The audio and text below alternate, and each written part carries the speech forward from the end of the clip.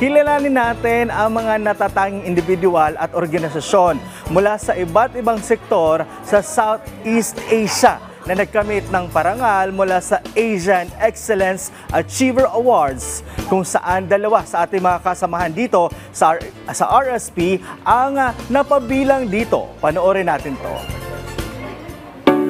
Pinarangalan na ang mga natatanging individual na napatunayan ang kanilang sarili sa iba't ibang larangan at advokasya. Sa ika-4 na taon ng ASEAN Excellence Achiever Awards ay iba't ibang personalidad na ang kanilang kinilala.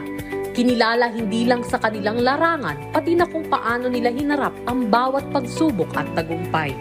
Malaking bagay para sa akin na mabigyan kasi malaking tulong to para sa kanila, no.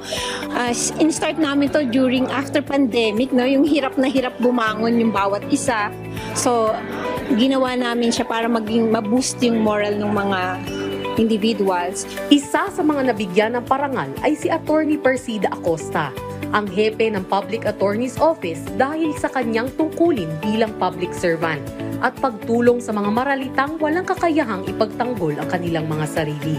Nagugulat din ako dahil akala ko yung malit na nagagampanan namin sa bansa, sa justice sector, ay hindi napapansin ng mga tao. Pero ito ang katibayan na yung kredibilidad ng Public Attorney's Office, yung pagmamalasakit sa kapwa, sa mahihirap, ay talagang damang-dama ng nakararaming Pilipino.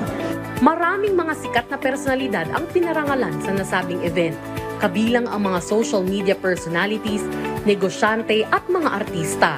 Sobrang overwhelming kasi sa dami-dami ng social media personality and influencers, was really honored kasi it actually validates na kahit paano may nako-contribute kami kahit gaano kaliit dun sa society natin. Very thankful kasi kung hindi dahil sa supporters and followers natin out there, ayan, hindi tayo makikilala at hindi makikita ang gantong award namin. Kinilala din dito ang host ng pambansang morning show ng bayan na Rise and Shine Pilipinas, na sina Audrey Goriseta at Dayan Querer bilang ASEAN Excellence Hosts for Morning Show, na tinanggap mismo ng TV hosts at news anchor na si Dayan Querer. It is humbling always when you receive recognition like this. I've been with PTV for 10 years already and si Audrey naman more than a decade already. At kapag may mga ganitong mga pagkilala, mas kumbaga nabibigyan ka ng motivation to do better in this work that we do. At nakakatuwa na bilang parte ng morning show ay nabibigyan ng pagkilala. Hindi lamang kami pero yung excellence na ginagawa ng all the men and women behind Rise and Shine Pilipinas. So we offer this award of course sa lahat ng bumubuo ng RSP, ng PTV at sa lahat ng mga Pilipinong patuloy na sumusuporta. Sa mga ganitong pagkilala, masisikapin ng inyong pambansang morning show ng bayan na magbigay ng informatibong kwento at makabuluhang impormasyon.